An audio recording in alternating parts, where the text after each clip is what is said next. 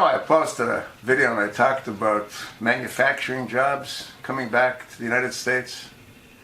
And I said that I didn't see how that could even remotely be a realistic possibility.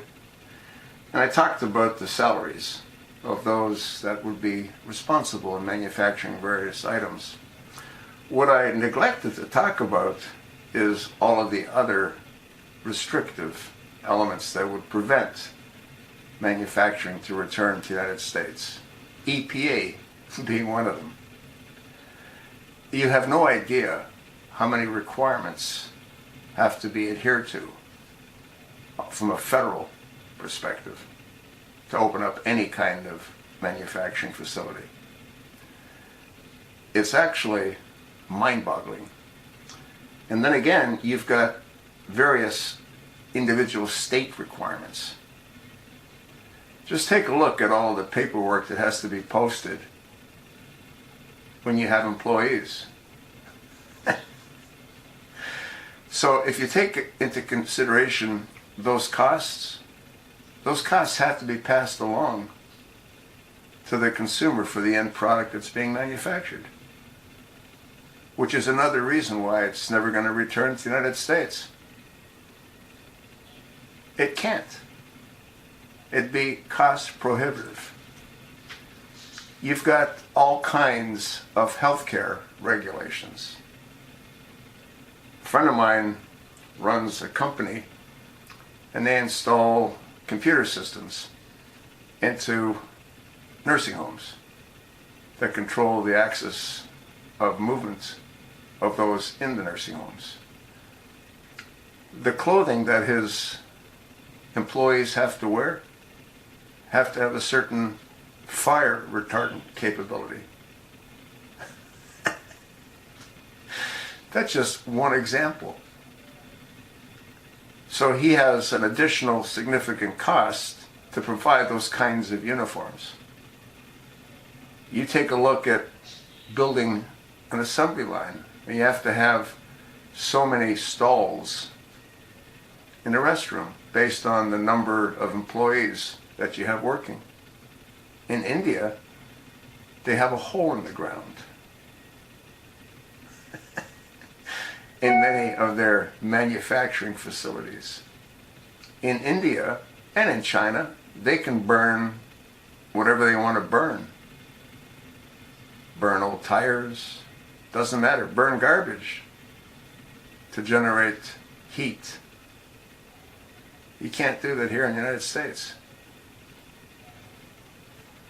There was a company in Colorado that produced lead. And the Obama administration went after that company. And the EPA requirements that they were expected to adhere to became cost prohibitive for them to manufacture lead. So they're no longer in business. And that was one of the attempts to go after our guns. Now lead comes from other parts of the world. It's all done by design, folks. But to think that manufacturing is going to return to the United States, somebody's got to ask the White House, like, what kind of manufacturing?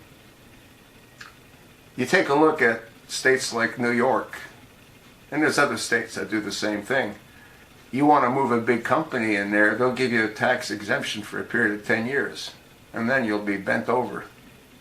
Well, why is that fair to large companies and not small companies?